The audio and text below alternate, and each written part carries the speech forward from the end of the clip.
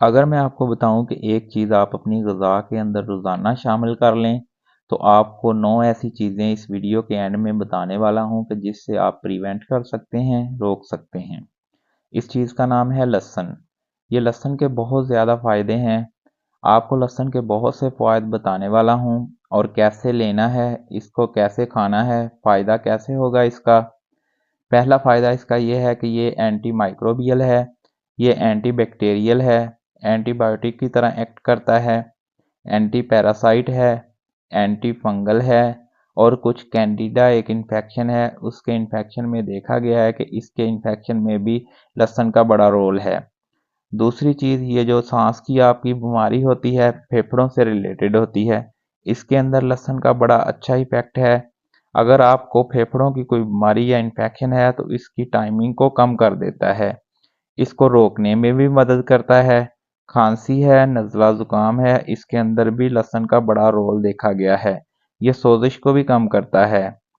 तीसरी चीज़, दिल के अमराज के लिए बहुत ही अच्छा है, ब्लड प्रेशर को कम करता है और नाइट्रस ऑक्साइड को बढ़ाता है, जिससे ब्लड प्रेशर कम हो जाता है। फालज होने के चांसेस आपको कम हो जाते हैं।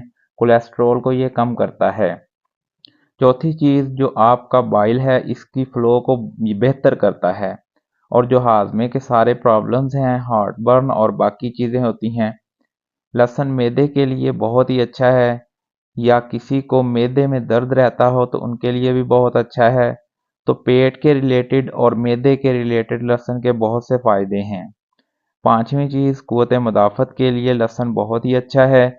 जितने भी इन्फेक्शन आपको हो रहे हैं, आपकी क़ुव्वत मुदाफ़त कम होने की वजह से हो रहे हैं, तो उनको ये ट्रीट करने में मदद करता है।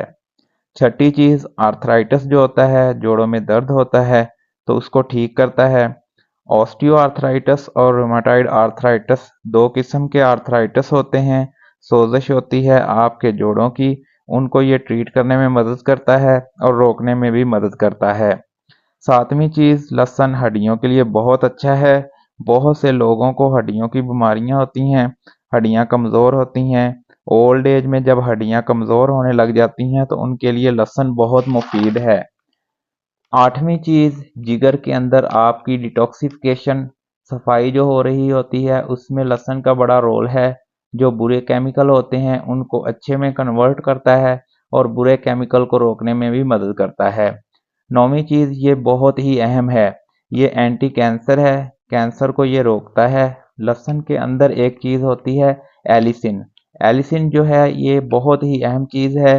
लहसुन का जो एक पीस होता है या टुकड़ा होता है, उसके हर टुकड़े के अंदर एलिसिन पाया जाता है।